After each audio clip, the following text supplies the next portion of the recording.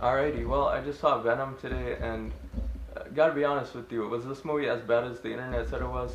No, but just gonna get into it. There are no spoilers until I give you the spoiler warning, so don't worry, I will give you guys a warning before I just go into that. But yeah, what are my thoughts on this movie?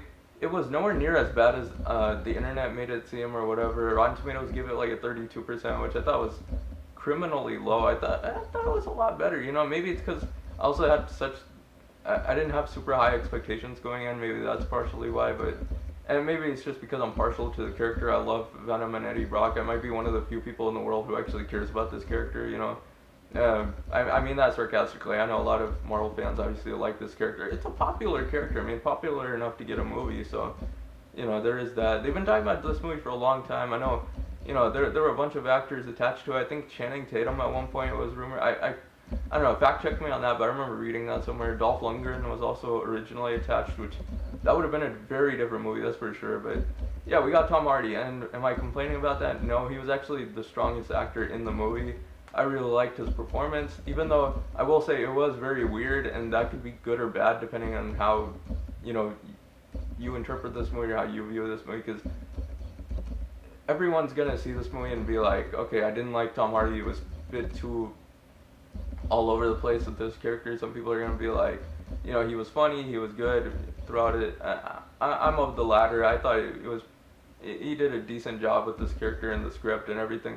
This movie could have been terrible too. I mean, the script is kind of all over the place. Some of the dialogue just feels kind of like, ugh, like why'd you write that or whatever. Sometimes it's just like, sometimes it feels cheesy, sometimes it's really funny, sometimes it's goofy. There wasn't a whole lot of serious parts. I mean, towards the end it got really serious, but yeah, I mean, yeah, I feel like a character like Venom, it's kind of hard to make serious because, like, especially in this day and age with all the MCU movies and stuff like that, and yeah, you know, it's just like, again, the character, it's like if you make it too serious, then it just becomes boring. So I'll compare it to this movie. It's kind of like Face Off, where it's just complete ridiculous. Yes, I just compared it to the Nick Cage classic Face Off. Yes, and I said the word classic. Yeah.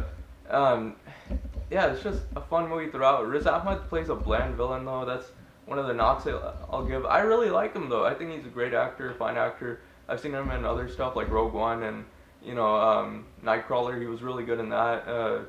Yeah, and Michelle Williams again. I know she's a great actress, but in this movie she just kind of I don't know. Her character wasn't written that well. I mean, the relationship with her and Tom Hardy. I mean, it's kind of briefly just kind of glossed over, and then they just move on from it. And, you know, I felt like this could have been a Netflix series, yeah, with Daredevil in them. I felt like they could have like planned this out a little bit more. You know, there was stuff they could have stretched out. In fact, they cut out like 40 minutes of this movie, so you know it was meant to be long. I mean, yeah, just overall, I had a good time with it. That's all I'm gonna say.